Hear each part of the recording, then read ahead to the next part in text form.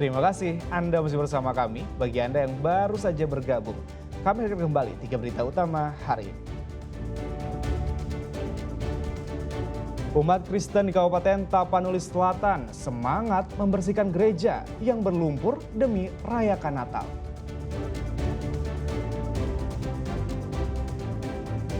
Kayu gelondongan dimanfaatkan untuk membangun pondok pesantren di Tapanuli Tengah.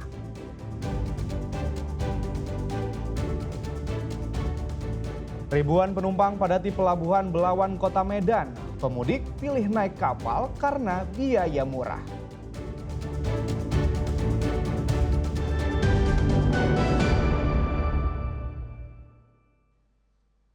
Di saat sebagian umat Kristiani merayakan Natal dengan sukacita, di Sibolga, Sumatera Utara, Natal hadir dengan kesederhanaan. Di tengah bencana, warga melakukan ibadah di posko pengungsian.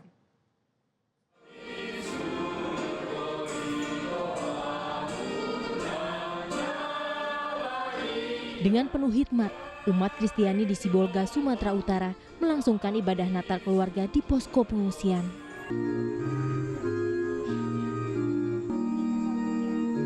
Jemaat merayakan Natal di posko sederhana karena rumah mereka porak-poranda usai diterjang banjir bandang dan longsor pada November lalu.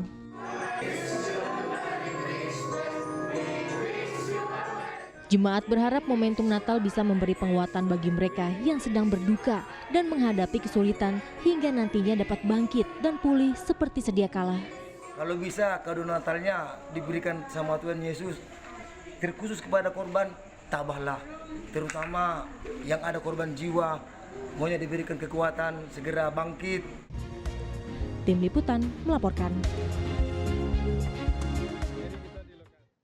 Ratusan anak korban bencana banjir dan longsor di Tapanuli Selatan, Sumatera Utara menjalani trauma healing. Kegiatan ini diisi dengan bermain dan belajar bersama. Dengan penuh semangat dan ceria, anak-anak korban bencana banjir dan longsor Tapanuli mengikuti trauma healing yang diadakan sejumlah relawan di Pondok Rangkul, Tapanuli Selatan, Sumatera Utara.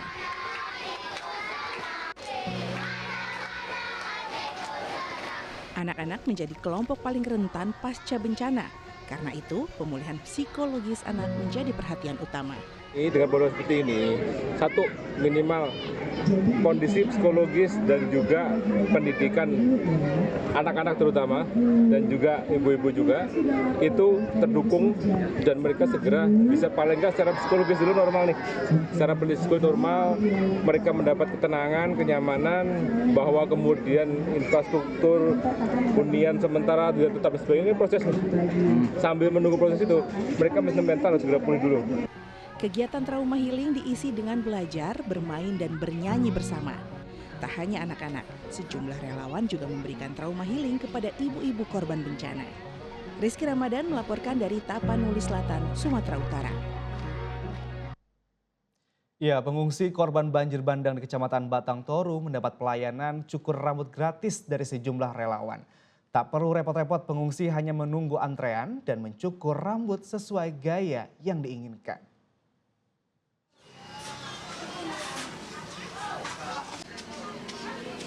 Di tengah duka akibat banjir bandang, sentuhan kepedulian hadir dari gunting para relawan yang mengembalikan senyum para pengungsi di Kecamatan Batang Toru. Satu persatu pengungsi mendapat pelayanan cukur rambut gratis oleh relawan yang berprofesi sebagai tukang cukur berpengalaman. Para pengungsi bebas meminta model dan gaya rambut yang diinginkan. Setelah 24 hari di lokasi pengungsian, rambut para pengungsi memang sudah terlihat panjang. Pelayanan cukur rambut gratis ini dilakukan agar para pengungsi tetap terlihat rapih walaupun di tengah bencana banjir. Ingin mengurangi beban materi dan beban apa yang kami lihat sudah seperti contohnya salah satunya rambut daripada pengungsi-pengungsi para korban dan juga tidak kita pungkiri para relawan yang sudah habis-habisan mencurahkan tenaganya kan.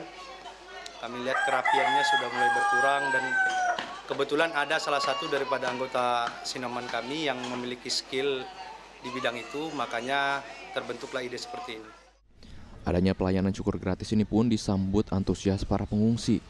Mereka mendapat secercah kebahagiaan walaupun harta benda mereka sudah lenyap tersapu banjir bandang.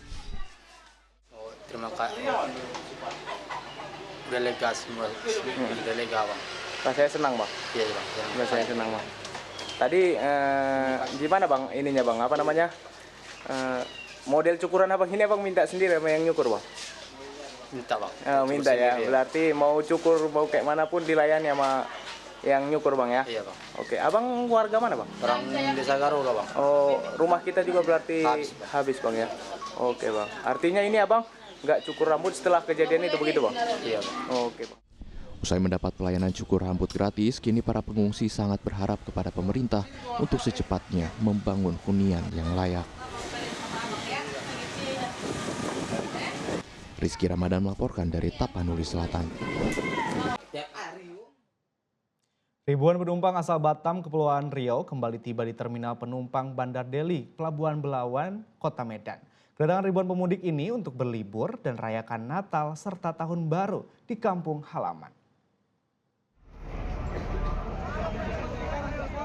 Sebanyak 3.451 penumpang asal Batam, Kepulauan Riau, Kamis pagi tampak memadati Terminal Penumpang Bandar Deli Pelabuhan Belawan, tepatnya di Jalan Stasiun Kecamatan Medan Belawan, Kota Medan.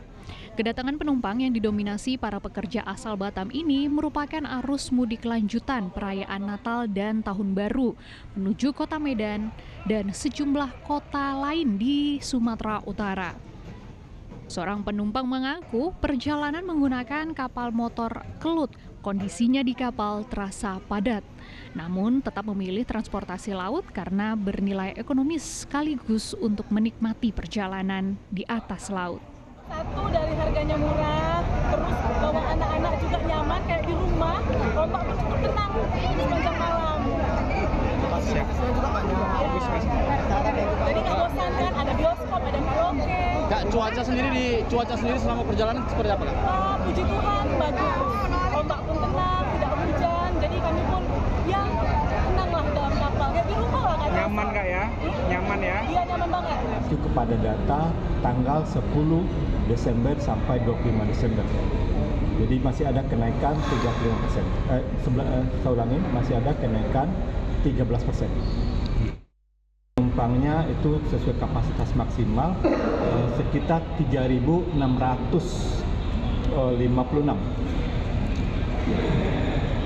Berarti kapalnya hari ini berangkat langsung? Tidak, kapal nginap, kemudian besok harus berangkat. Nantinya kapal motor Kelut akan bertolak dari Pelabuhan Belawan kembali menuju tujuan Batam. Diperkirakan arus balik akan meningkat mulai tanggal 2 Januari 2026. Muhammad Hamdani melaporkan dari Medan. Laporan tadi mengakhiri berita Sumatera Utara hari ini. Jangan lupa pastikan Anda subscribe channel YouTube Liputan 6 SCTV Daerah. Saya Agi Kurniasandi berterima kasih atas perhatian dan kebersamaan Anda. Selamat beraktivitas dan sampai jumpa.